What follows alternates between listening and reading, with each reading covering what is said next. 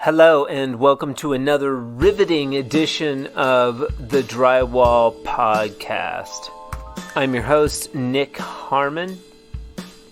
I've been in and around the drywall industry for more than 20 years, worked in the union and had piece rate jobs, and also own my own company.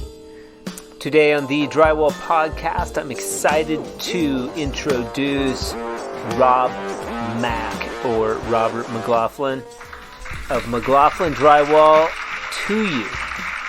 Robert McLaughlin is a lifelong drywall finisher. He's had some time working in Alaska. He's worked for his father, and he's a third-generation drywaller. Yes. Well, why did that business dissolve? I was irresponsible, right? Okay. Irresponsible, yeah. Irresponsible. I was an Okay. irresponsible business owner. I mean, that's just Okay. the facts. I mean, Yeah.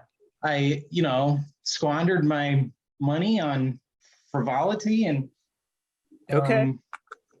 I Love didn't it. manage my labor correctly. Yep.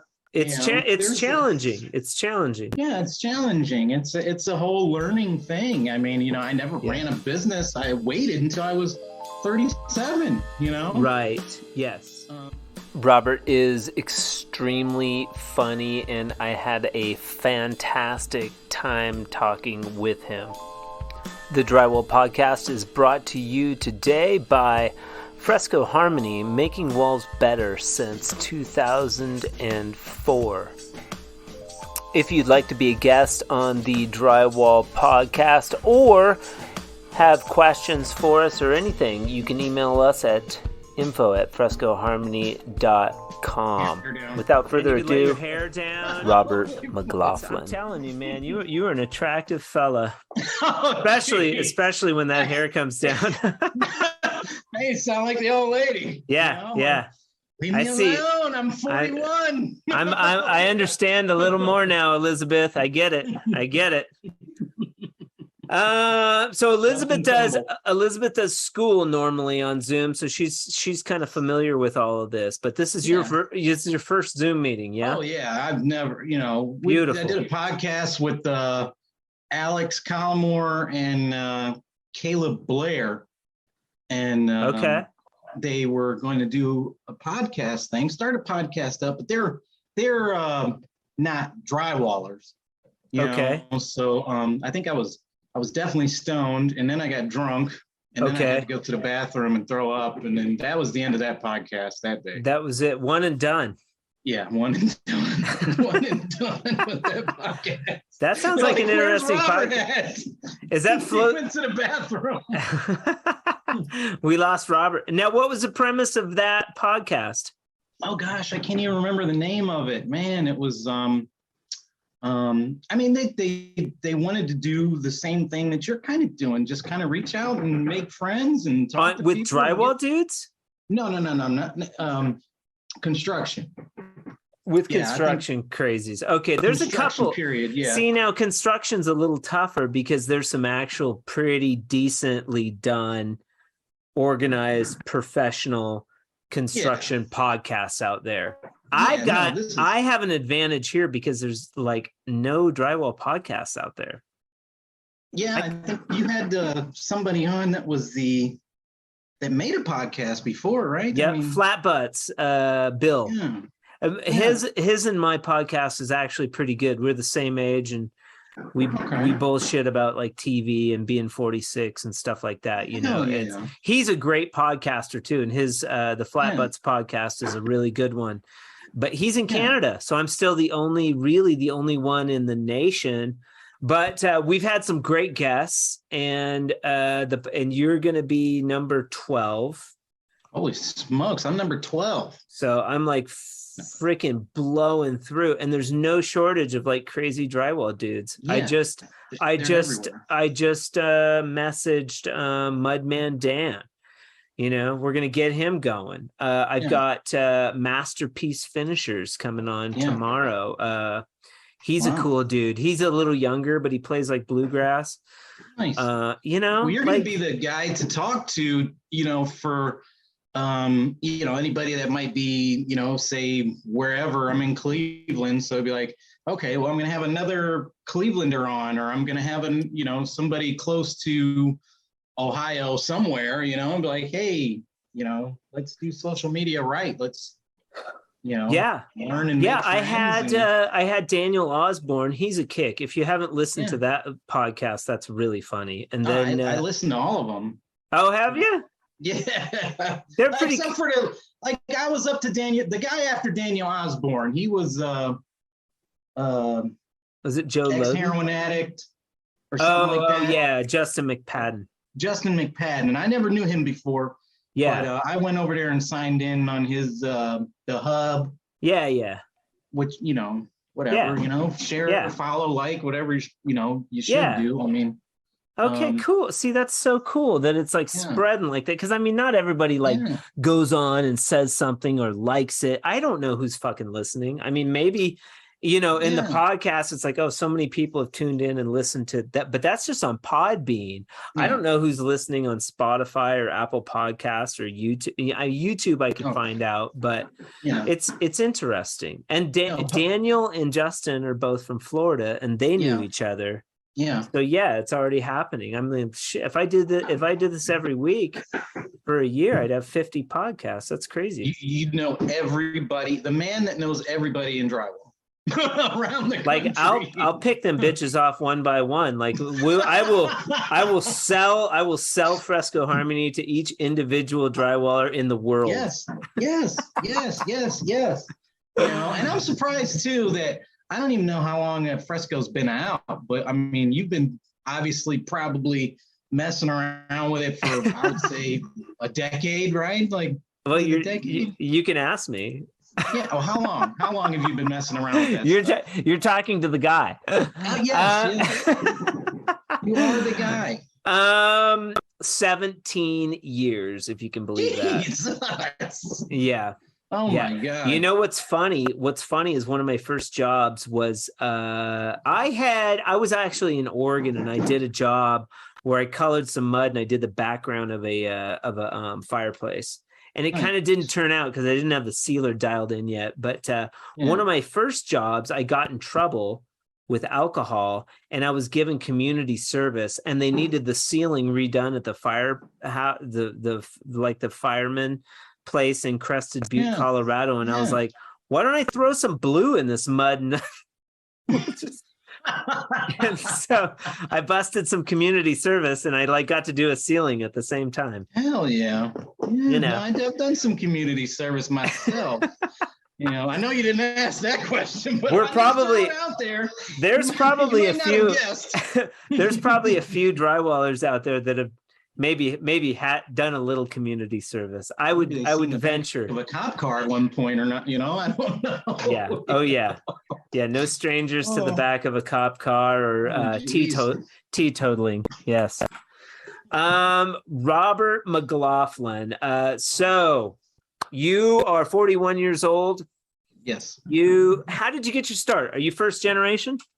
Oh Lord, no, I'm third generation. Oh wow, there's a whole bunch of McLaughlin drywallers out there. A whole bunch. Nice. Actually, my so your granddad. My dad's father. Okay. My grandpa was doing it.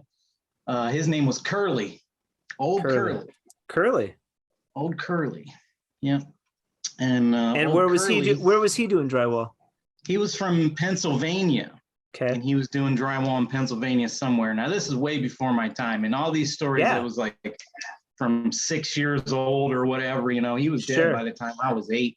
Okay. And, this was probably in the 60s. Yeah, probably in the 60s and 70s, a little bit in the 80s. I know, once you start producing offspring as a drywaller, they start ending up on the job site. That's just how it happens. It's drywallers don't make any money, and then it's cheaper than a babysitter. Yes, it's like, you know what? Hey, if you're gonna be here, spot some screws. My first job was to spot some screws, but I couldn't reach above the 4-foot flats. Yeah, you were just hitting the bottom board. I had to get up on stilts. Okay, all right. And that's when I realized my feet are way too small for those things. And I just hugged the wall. You just hug the wall. Yeah. just walk. The old man gets out the duct tape and just runs a few laps around you. Oh my God! Get on with it. No, my dad. Did you get on with it, boy? Can't be too different than some of the journeymen that I worked for, man. They were horrible. Oh no. There's some training program they all had to go through. They haven't accepted me yet, but no. I'm waiting. No, it's the hair. Yeah. So Curly was first generation drywaller in your family, and then your dad took over. Yep. Okay, dad, and then he was a drywaller. Where was he drywalling out of? Yep, James Kessler. He was out of Elyria, Ohio, and he worked for a company called Carroll Drywall Systems for 25 years. Carroll Drywall. That, what's interesting about that is that sounds familiar. Like I've heard that name, Carroll Drywall, somewhere before. Could be a couple different ones, out there. But okay. It was that was a drywall company that my dad worked for, and they were a lot different than how you expect, especially modern day stuff. You would go in, and I did this a lot, but you would go in and you would buy your mud from them, and then you'd load your truck, and then pick a job. Where are you going to go? All the jobs are on the board. Which one do you want, Jim? This one, this one, this one, this one. And this is residential? Sorry? Commercial and residential. Anything they got a call for. Okay. And how many people maybe were with this Carroll Drywall at a time like that when your dad worked for him? Anywhere between 30 and 40, I would say. Okay. My dad always kept a big crew, usually between 6 and 10 guys, and there was 3 or 4 subcontractors that worked for that company alongside my dad, but my dad pretty much ran his own crew for 20 years. So your dad worked for Carroll. He was kind of maybe a foreman. They gave him a crew. Yeah. And he would run those guys. Yeah, they paid him a footage rate, and all his guys got hourly. And then, on Friday, everybody got a check. That's how it works. Pretty simple. It's interesting. Was he union? It's non-union. Non-union. It's non-union. Okay. No, it's a private company. Okay. It's still in business today. My brother is actually working for his son. Roger Carroll started the business, and then his son took over. Interesting. And my brother, Brian Kessler, is now contracting under his son. What? Carroll, how do you spell that? Carroll. I think it's two R's and 2 L's. Roger Carroll. Interesting. And then your bro is now working with that same company? Yeah. They're still in business. They moved shops. They changed from Elyria to about 20 minutes away. And the son took over for his dad. So the dad's completely out. Okay. And my brother subcontracts for him.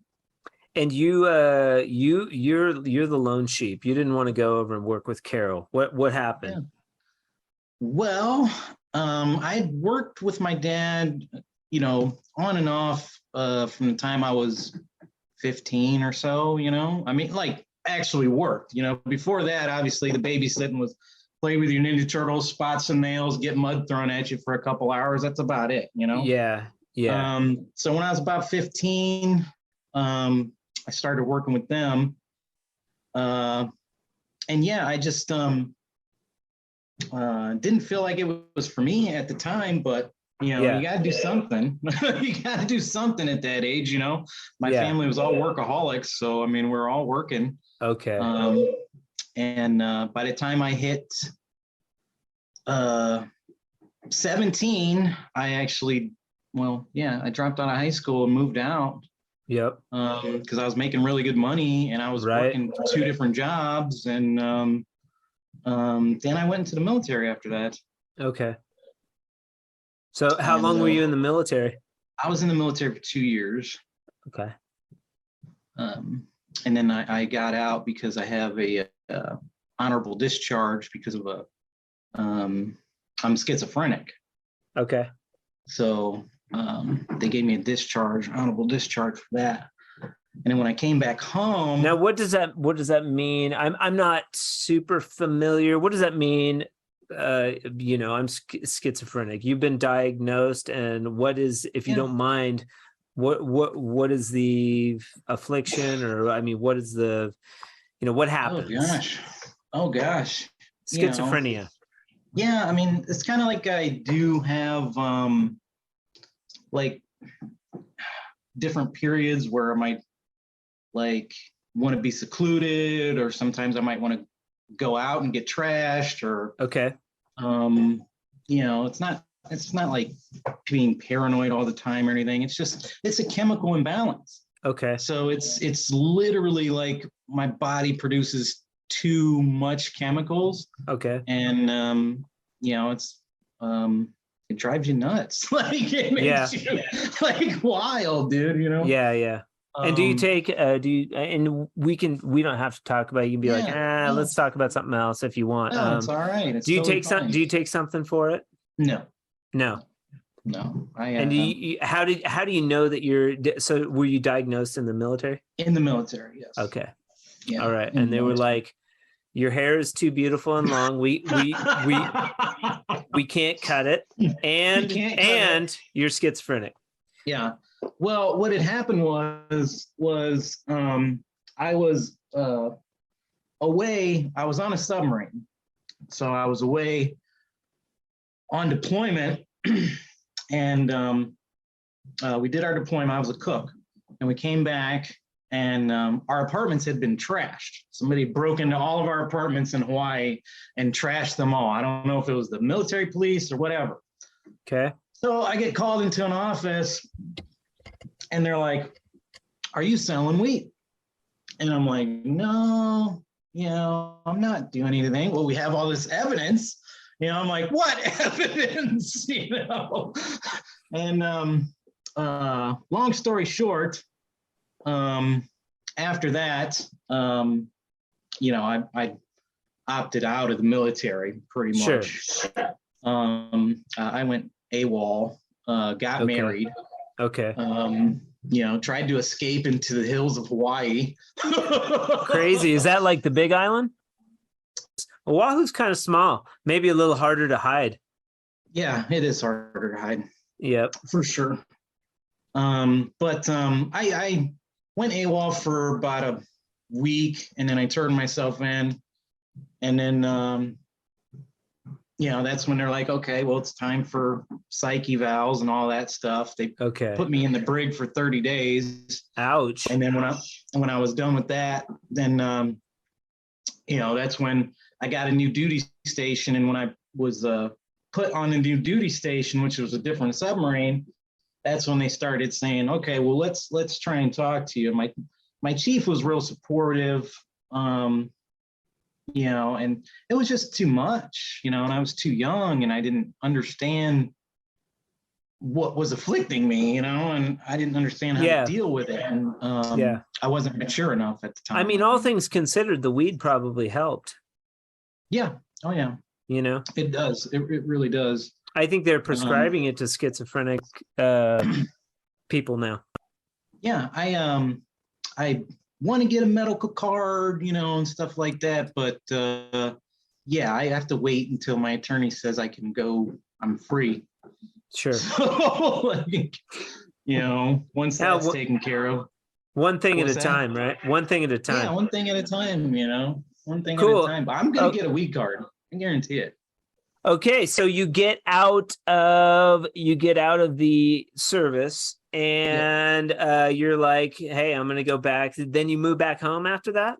Yes, moved back to Elyria, back in with mom and dad, Okay. and I didn't have a job, for You're like probably I don't 20, know, 20, 21. 20. Yeah, no, it was before. Yeah, and 21. Okay. Before 9/11. Before 9/11, I get home. Okay. And then just before.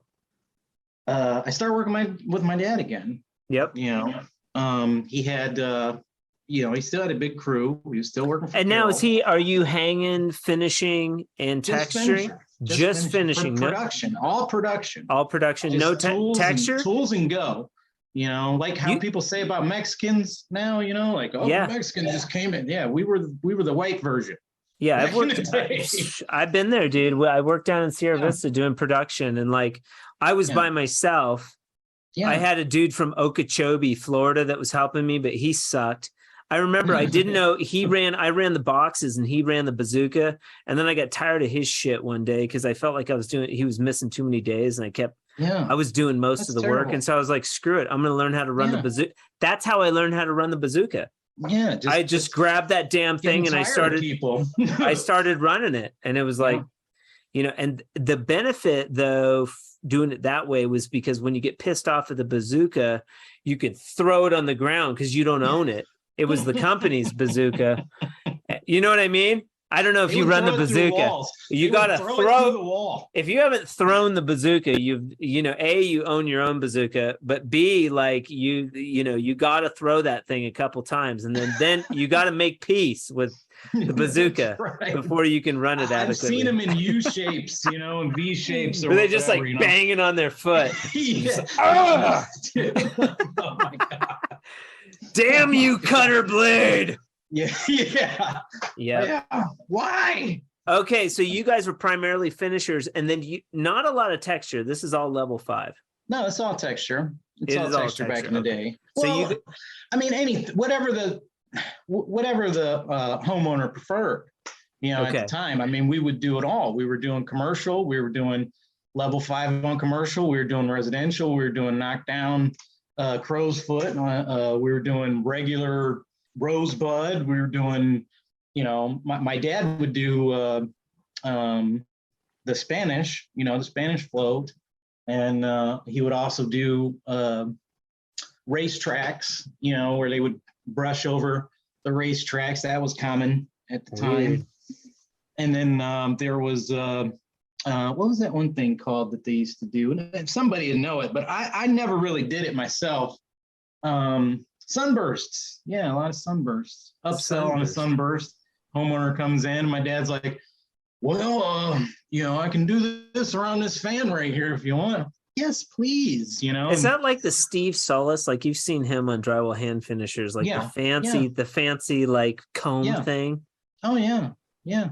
And it's, you know what? Here's a secret. Like I can't stand that shit, but like I don't want to do it. I'll tell you that right now. No, like people come on there, but Steve is so proud of it. And people come on there and they're like, I want to learn how to do that. That's true art. And every time I see those, I think to myself, you could cover that up with Fresco Harmony.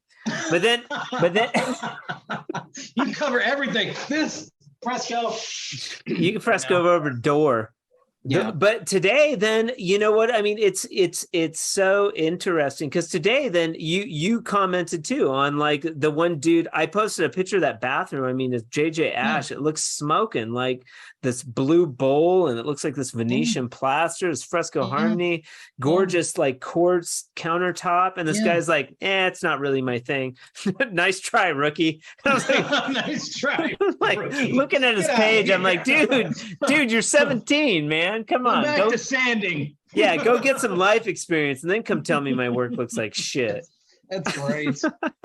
That's the problem. But Jeez. what it told me was it's like different strokes for different folks. It's very interesting to me. What you like may not be what somebody else likes, and it's good. It's good to keep that in mind when you're scrolling through and you want to tell somebody they suck. It's like hit the pause button. Yeah. Like there's a million ways to skin a cat, and people have these different, and people put down texture all the time. I mean, texture has a place. It has a place, man. I mean, in a different reality, we could all be plasterers right now. Yeah. we wouldn't even have drywall, but here we are. It's true. So you come back from Hawaii, and you get a job with your dad then at that point? Yeah, back to work with the old man. And are you working for yourself now, or are you working for your dad still? I'm working for myself. I had to shut down my last company. Okay. And then I started a new one. When did we start it? A week ago. So you've been a long time. A full 5 days. Yeah, full 5 days now. Yes. Is that a solid week, or did you take Monday off? Having only the pros on this podcast right now. Is that solid 5 days, or solid 5 days? Look, did you take Monday? Yeah. Did you have a half day on Monday? Yeah. Well, yeah. Technically. Well, that's funny. And what's the name? What is the name of your current company? Right now it's McLaughlin Drywall, but I'm supposed to change the name at some point. I'm thinking of names. Sure. I want to have something. I don't think I want to stick with, like my last name or anything. Yeah. Gosh, Fresco Harmony is a good name. Well, I feel like there's some conversation here to dig into. So you had like maybe you skimmed over a section. You had a business. Yes. And then that business dissolved, and now you're starting a new business. Yes. Well, why did that business dissolve?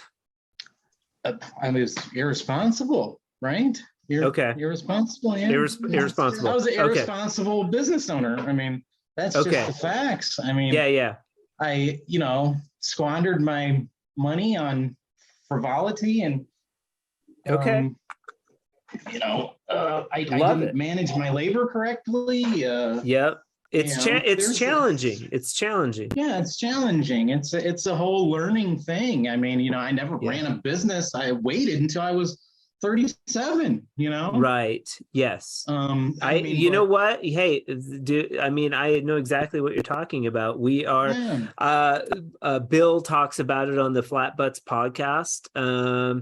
I've talked about it with several people. You don't just have the knowledge. I mean, my guy, Jack, has it pretty good. He shows up.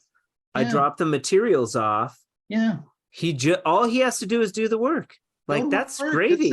Like, it sucks. Yeah. You're using your muscles and stuff, but you don't have to deal with this shit. Like, all the other stuff that comes with it, you have no idea until you're, ripping your hair out or getting those phone calls at 7 o'clock, 6 o'clock. And where are you in the morning? Geez. Yeah. I've had fights on job sites. I've had, on my job sites. I'm getting a phone call like, hey, Joe just got knocked out.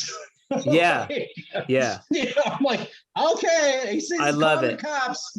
Now, this is more the podcast that I had in my mind when I started the Drywall podcast. This is what I'm talking about. Let's get into the nitty gritty. I don't want you to paint some picture of this Cinderella story like drywall is all rainbows and lollipops. Yeah, it's not all that, it can be great. It can be great. There's great times to be had, but you're dealing with men, you're dealing with money, and that's a bad combination. Well, a lot of the time, I'll just be honest. Well, you're dealing with man children, basically. Pot calling the kettle black. I love the I like the occasional laugh from Elizabeth too. That's great. Oh, yeah. That is great. Yeah. Okay. She didn't want to miss this. Okay. So, and just out of curiosity, are you married? Are you guys married? No. Okay. We dated in high school. Nice. And when I went to Alaska, I had just a shit ton of women hit me up, like shit ton. Yeah, phone ringing off the hook. I was like, I'm single, I'm not going to do anything. And then, Liz messaged me and my heart went, or no, what happened was my brother posted a picture. I have a twin brother. My twin brother posted a picture of me and he's like, look at my brother Fabio.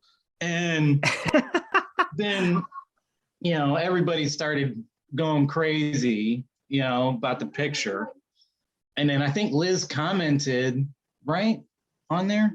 And then I commented back and then we started messaging and then one thing led to another and now she's in divorce court. Yep. How long have you and Liz been together? Oh gosh. 2 years? 2 years. 2 years. Okay. McLaughlin Drywall, take one. What was the name of that company? McLaughlin Custom Interiors. MCI. Yep.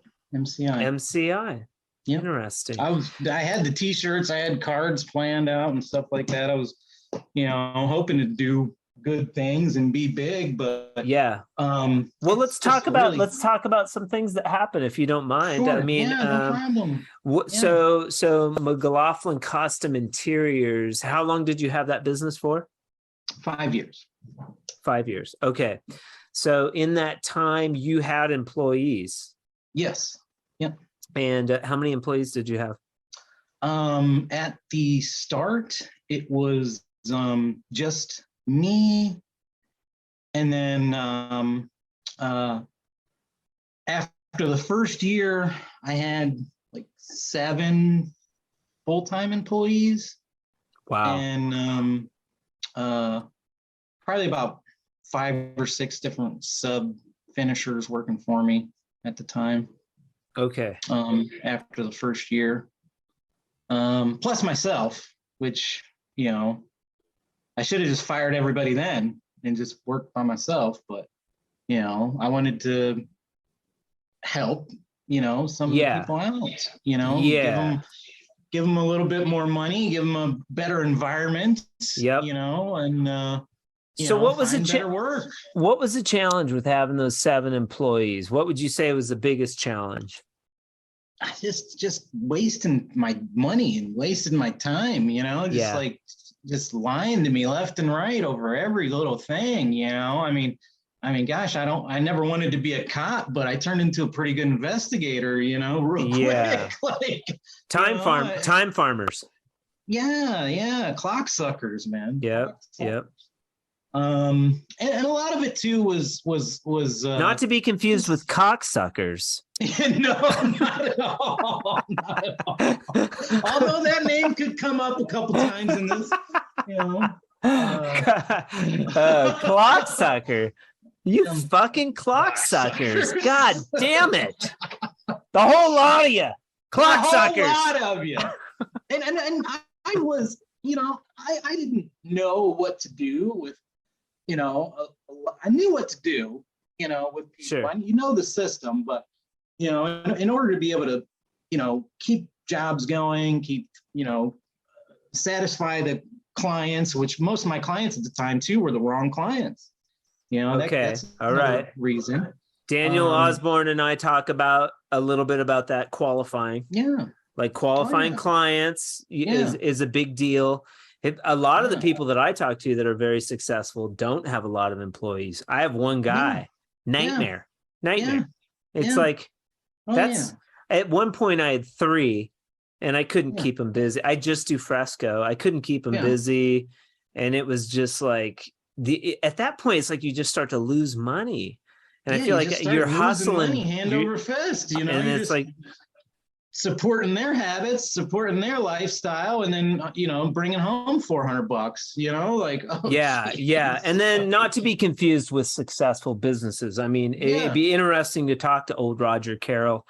Or here in Albuquerque, we've got Lone Sun. They've been on the cover of Walls and Ceilings magazine. Yeah. They're Fresco Harmony clients. Mason's a fantastic dude. Chet's an old hippie. Nice. And they 80, 100 people, commercial. They do all kinds of stuff. And now they're branching into like framing. And I mean, he's a big company. He built it from like him and another dude in a truck, Hell yeah. And so it'll be curious to talk to him as well, all these different, characters. There's all kinds of stuff to learn from talking to people. I mean, just having interviews and it's cool. That's what I said. Yeah, it is. It's very cool. I mean, I listen to just about every single podcast. Like I said, I was up to Justin McPadden. Right? Yeah, McPadden. Justin. He's a cool dude. One.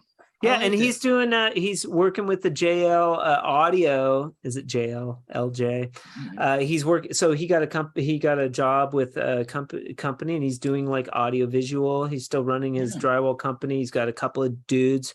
They keep that engine chugging along. He probably pulls a little profit from that, monitors that, but then on the side he can go and make video content, which he really enjoys. Yeah, that's awesome.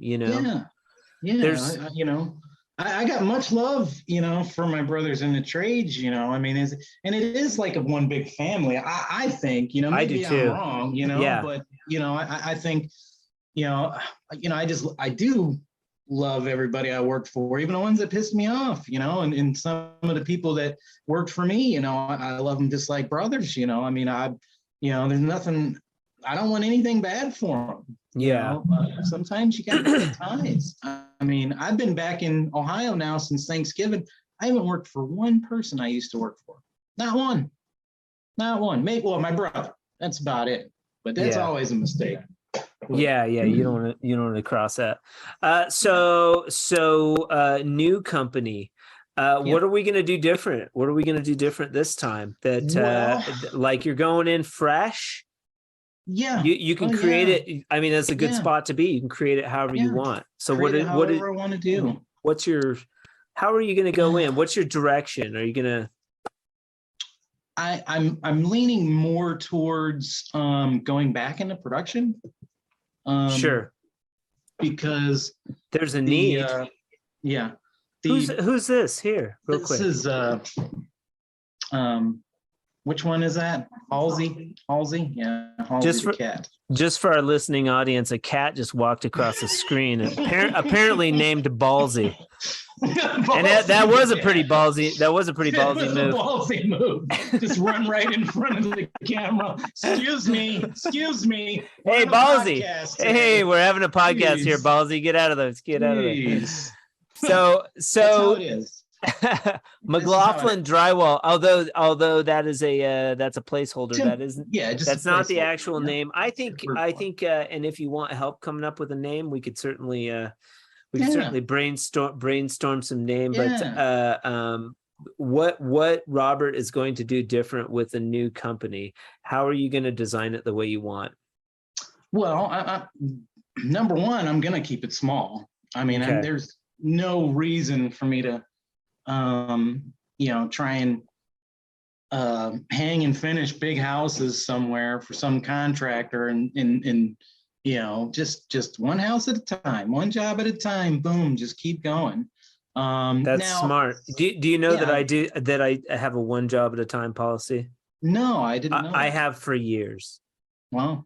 Yeah. And it's like, you know what? And I mean, sometimes, it's like, oh, okay, Jack's on a job. I'll go do maybe a very small job or a patch, but I don't have two jobs going at once, like big jobs, ever. Well, because it's so easy to schedule out.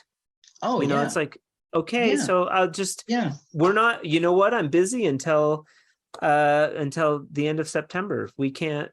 And that's all it is too, is, I mean, people appreciate honesty, a guy asked me about, doing a project. I got a remodel project he wants me to do.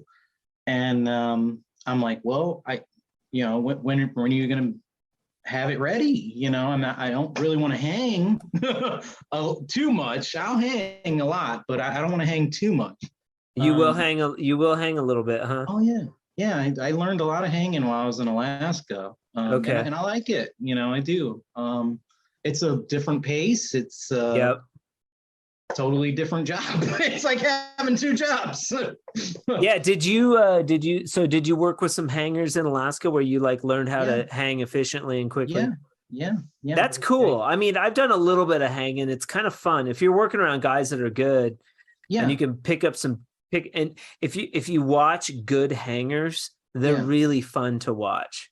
Oh they're so good at it. And it's like and like just for all the listeners that aren't drywallers out there, like hanging is just a thankless, hard job. Like, get it up and get the hell out. Basically. Well, just to thwart any of our newbies from, maybe if you have an inkling that you're going to become a hanger, let me caution you.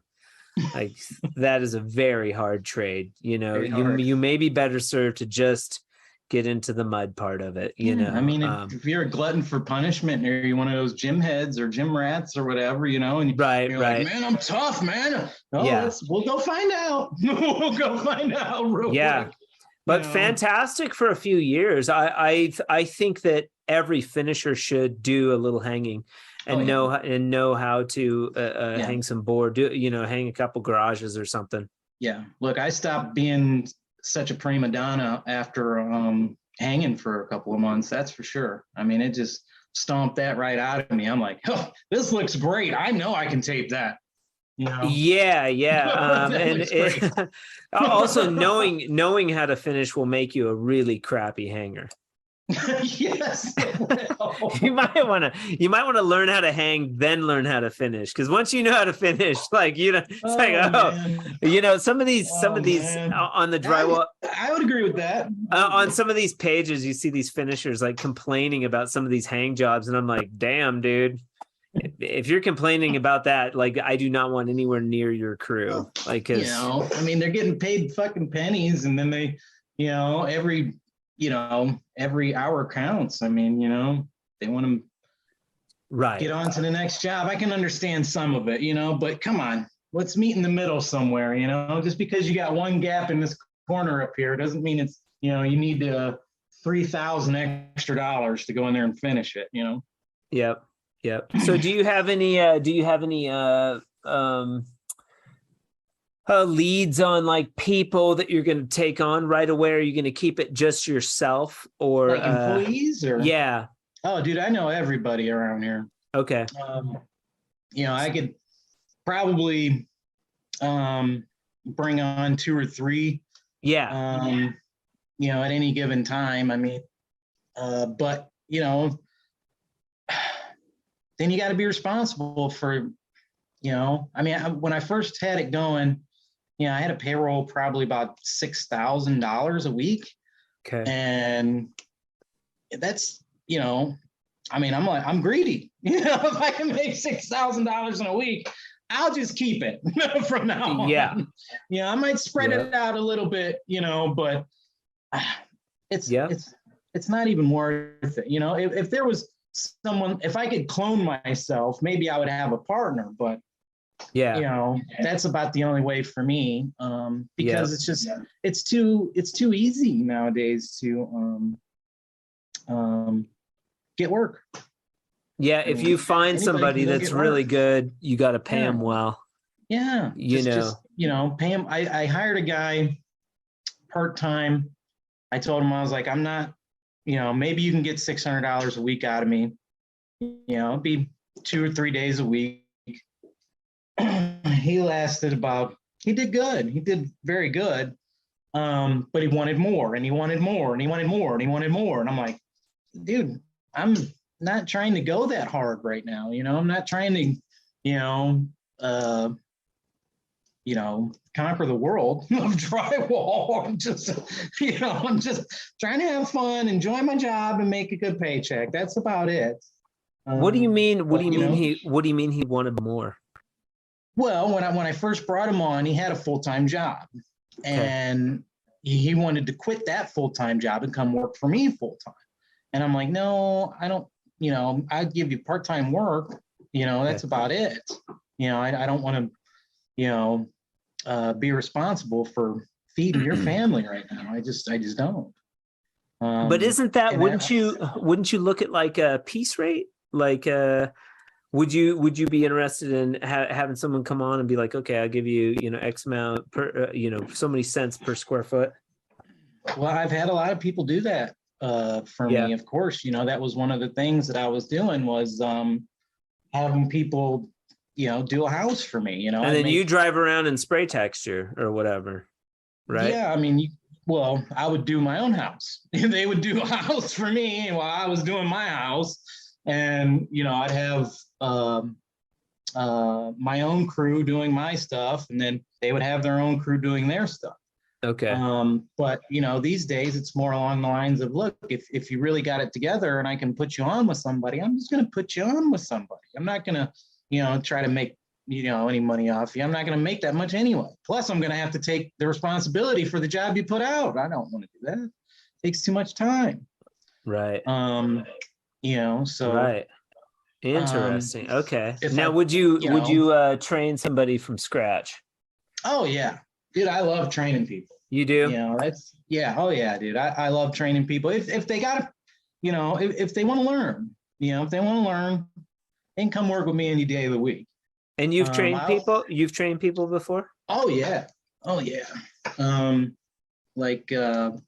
My apprentice now that I have working for me, I have one guy working for me. Okay. Right now. But I started training him before I left to Alaska. He worked with me for about a year.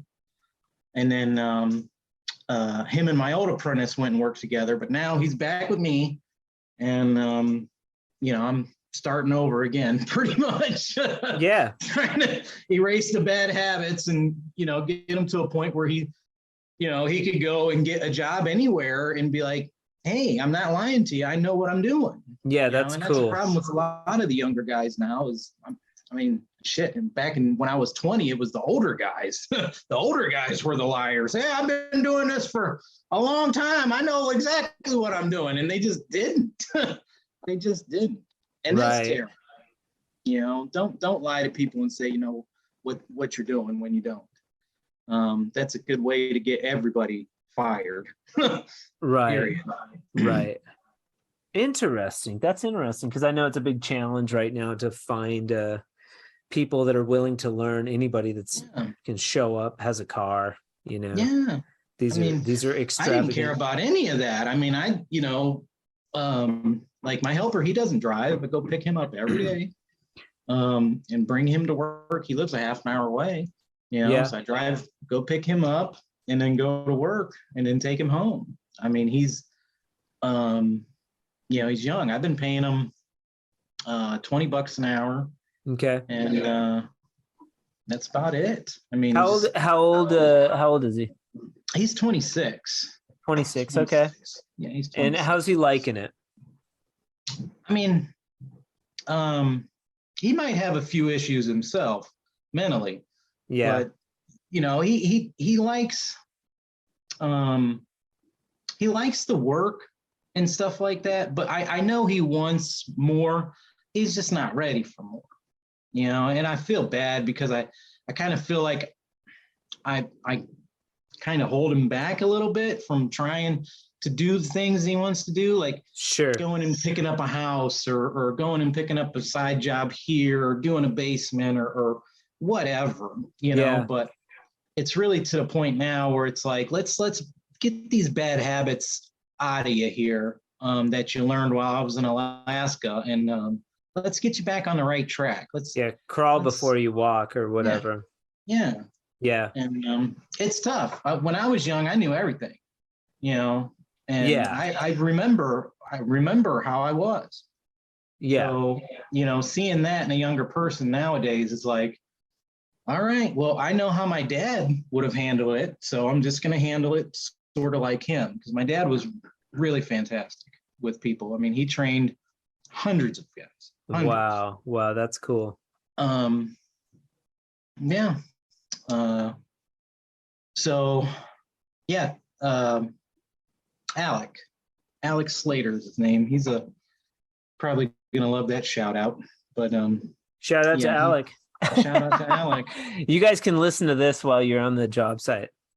Right. Hanging out. He'll be like, wait a minute. Alec, if you're listening, pump the brakes, dude. You ain't all that, man. You got to learn to walk. You got to learn to crawl before you can walk.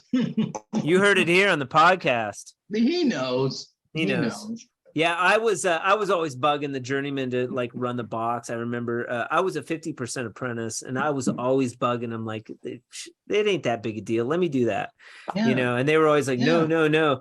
And then they'd let me, and of course, right as soon as they let me, the foreman walks around the corner and is like, "What the fuck are you guys doing? We got to get this done. Get out of here! Take that box away from that kid." I'm over like floundering around, like puking mud all over the wall. But you gotta have, but also from your standpoint, you gotta give them that time. You have to carve out an hour a week or 2 hours a week where you just piss away a couple hours where he's learning the box. Yes. Yeah. You have to. Just pay him to learn. I don't get that's most of the problem nowadays. And everybody talks about it, and everybody in every industry in America right now, they're like, well, why can't we find people? Well, you don't ever give people time to learn. You give them like 3 days of training in a factory. You give them 2 days at McDonald's, and you throw them to the wolves. Just take the time and give them a year, or just waiting behind somebody or helping somebody do their job so they can learn. I mean, good God. Yeah. I mean, I talked about it with Christy Slade. I mean, I did 6 months just washing the tools and moving scaffold. If I was lucky and there wasn't anything else to do, I would get to spot screws. Like that was my reward, and spin outlets and that. And you kind of learn, you watch, you kind of learn by osmosis that way a little bit, And it's a very common story about learning and in our trade, because like my brother would tell me, he's like, my brother was really mad at me, he's like, oh, you're coating bead, man. I was spotting nails for 3 years, I mean, but it is what it is. By the time I started working full time with my dad, I mean, I was 16, and I'd already spent a whole year, spotting nails. I mean, wasn't too much more I had to learn there,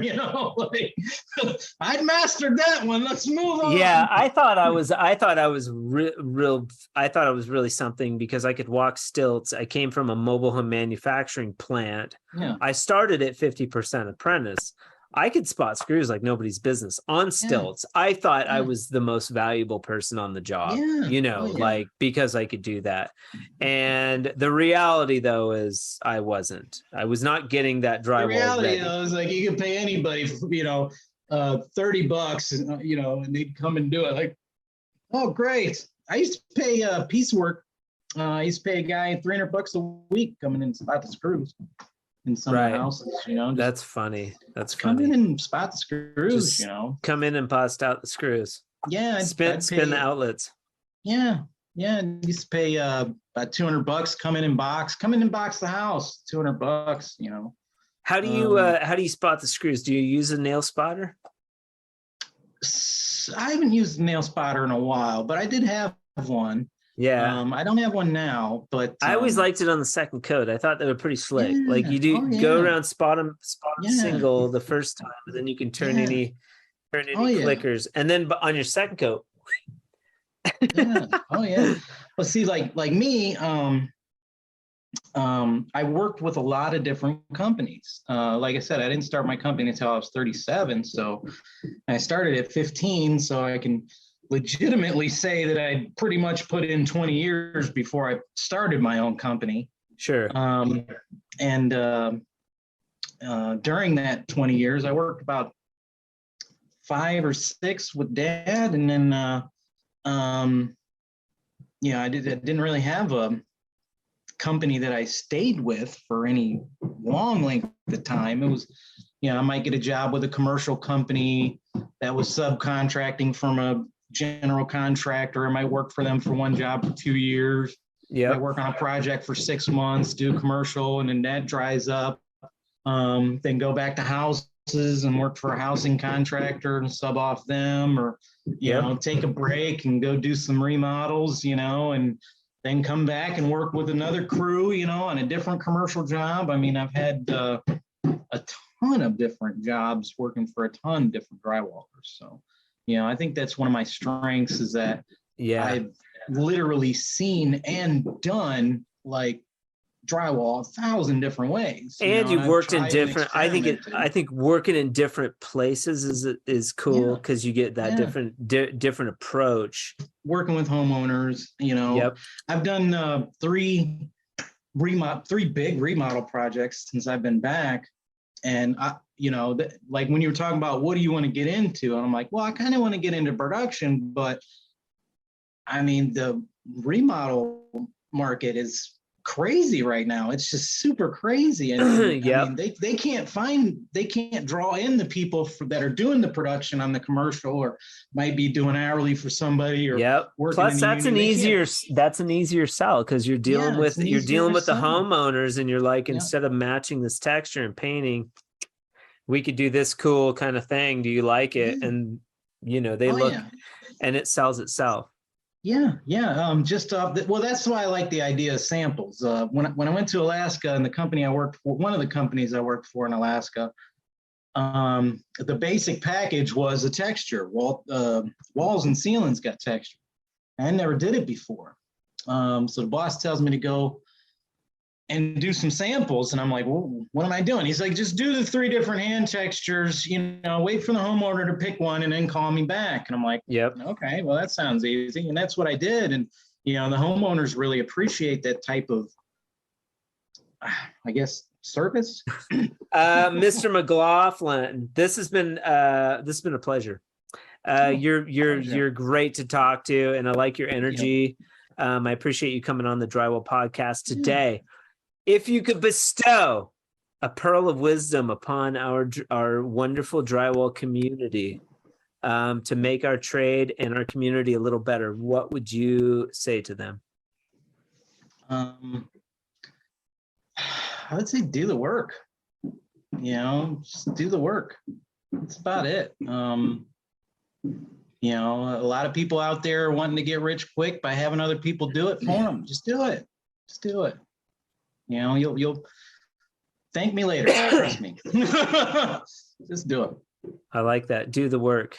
And that's something you could certainly put on a billboard, and it's a truism about society as a whole, myself included. Man, I love Jack doing the work, but like I did a bathroom this week, and I like doing it. I mean, I still enjoy doing it. If I could just show up and do it 5 days a week, and if somebody did my job and I could make good money, I enjoy doing podcasts. I've branched out into other things, and obviously I'm a product manufacturer, and doing all that, is rewarding. I love doing the work, though. I really do. I'm definitely excited to finally be able to use it. I mean, gosh, it's been probably like, I don't know, 3 years since I got the sample pack. So, well, probably, close to 3 years since I got the sample pack. So, nice. Well, make sure when you go to mix, you get all that color out, and you can use hot water. Oh, you got to pour some water in there a little bit and shake it up. Put the lid on, shake it up, make sure and get all the color out, and hot water will break up the color a little bit. But nice. Cool. Anything else? What did we miss? I mean, I don't even know. Gosh, I mean, what else do you want to talk about? I mean, we can talk about next time we'll get into those tumultuous Hawaii military years a little bit more. Oh Lord, man, oh Lord, jeez. And the days in Alaska, shedding women. Yeah. Keeping the women off with a stick. See ya, stop it. Those Alaskan girls, man, you got to watch out. Oh, dude, they're the toughest young men you'll ever meet.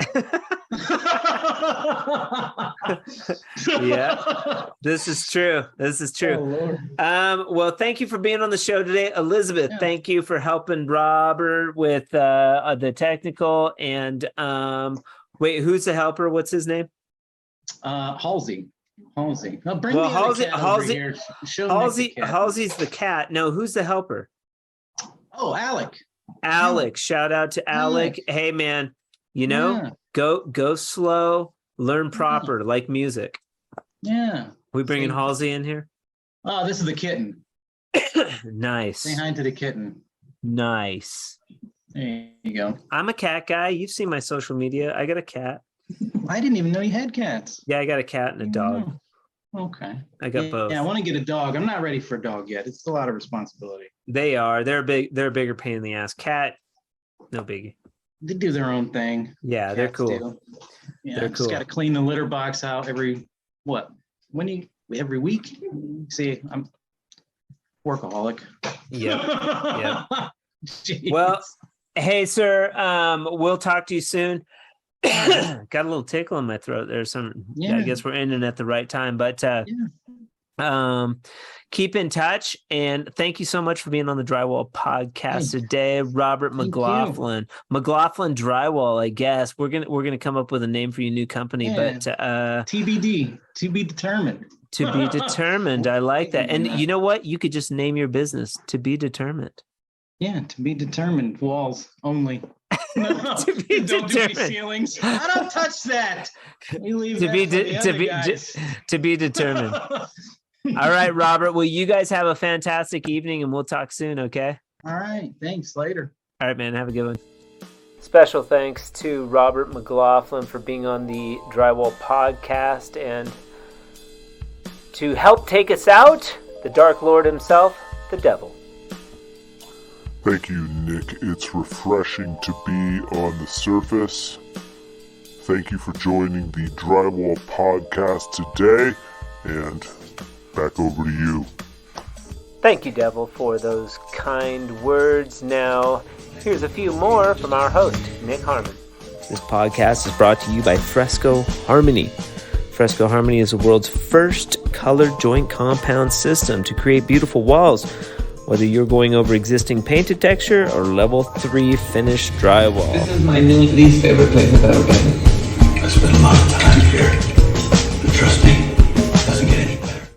If you have any questions or comments for the Drywall Podcast, feel free to email us at info@frescoharmony.com. I hope you have a fantastic day, and remember, keep drywalling.